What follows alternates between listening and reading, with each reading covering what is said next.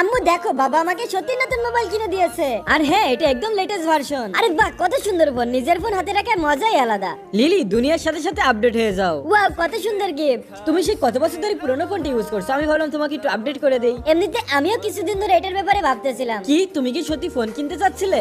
হ্যাঁ ইয়াস, আরে আব্বুর কল আইছে। হ্যালো আব্বু। লিলিমা, আমি তোকে বলেছিলাম না আমাদের ফ্যামিলির জন্য একটা গাড়ি পছন্দ হয়েছে, এটা ওই গাড়িটা। তোমার পছন্দ হয়েছে তো? আপনাদের পছন্দই আমার পছন্দ। হ্যাঁ, ওইটুক তো আমি জানি যে আমার পছন্দ করা জিনিস আমার মেয়ের অবশ্যই পছন্দ হবে। আর লিলিমা, এই গাড়ির ফিচার তো তোকে আমি বলেই শেষ করতে পারবো না, বাকিটা তোর মায়ের কাছে শুনে নে। লিলি, একটা কথা তো মানতেই হবে, তোর বাবার পছন্দ আছে বলতে হবে। উনি আমাদের জন্য একদম কমফোর্টেবল গাড়ি পছন্দ করেছেন। আম্মু দেখো, বাবা আবার আমাদেরকে ছেড়ে ওনার বন্ধুদেরকে না ঘুরায়। মার খাওয়ানো ধান্দা করছিস? চিন্তা করো না, একবার তোমার বিয়ে হয়ে যাক, তারপর তুমি আর তোমার জামাই এই গাড়িতে ঘুরবা। না না, এটা ঠিক না। এই নাও আম্মু, তোমার ইচ্ছা আমি পূরণ করে দিয়েছি, উনি তোমাদের জামাই।